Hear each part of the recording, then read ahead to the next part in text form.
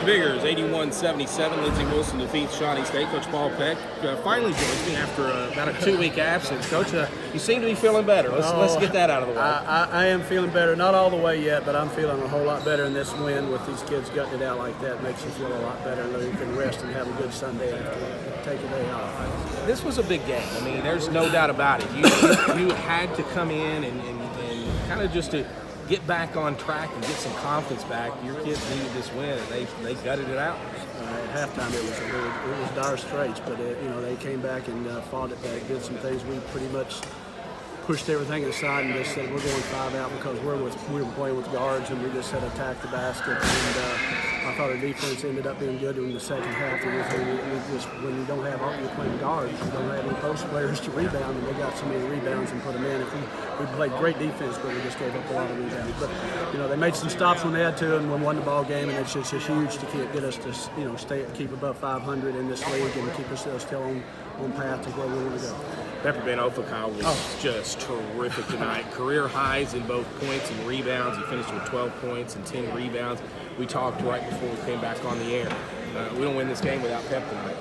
Did you say 12? I'm sorry, 20 points and 10 rebounds. 20 points and 10 rebounds. He makes his free throws. He makes his layups. I mean, Pepper was as good as I'd hoped he would be when I was signed him years ago. I have seen flashes of it, but stepping up tonight when Hannes couldn't finish some things around the basket and they were really attacking him, Pepper just stepped up, and I said at halftime we're going with him, and we did, and he accounted for himself well, and just I'm so proud of him to finally get an opportunity to do that.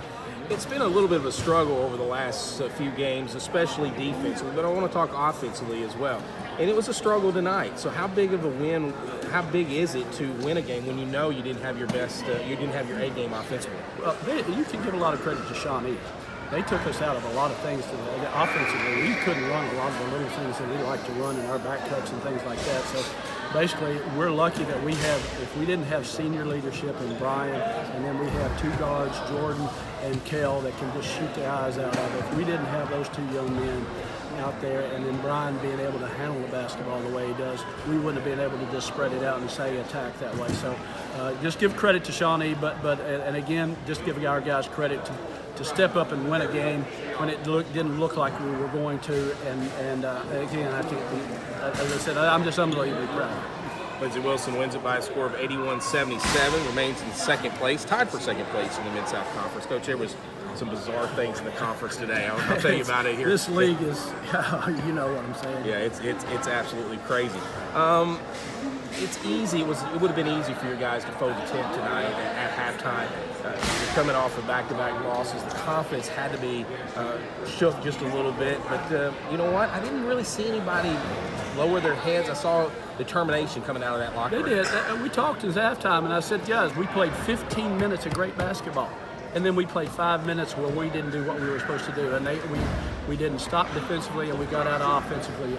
And I said, if we go back and I said, we don't need to win this in 5 minutes. We just take our time, and we took our time and got back. It took us all the way to the last 5 minutes to get there. But they did what they were supposed to do. We had opportunity to win it right at the end of regulation. We didn't.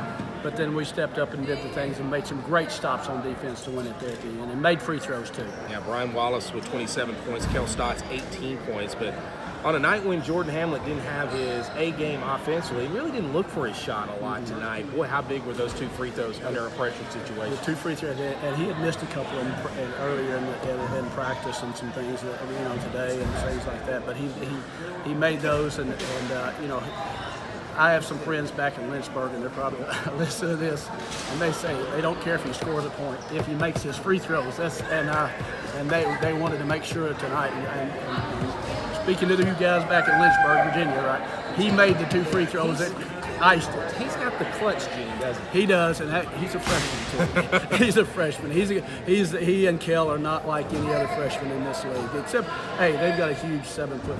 They got a post player that's as good as this that we've had in this league in a long time. So Shawnee is an up-and-coming power.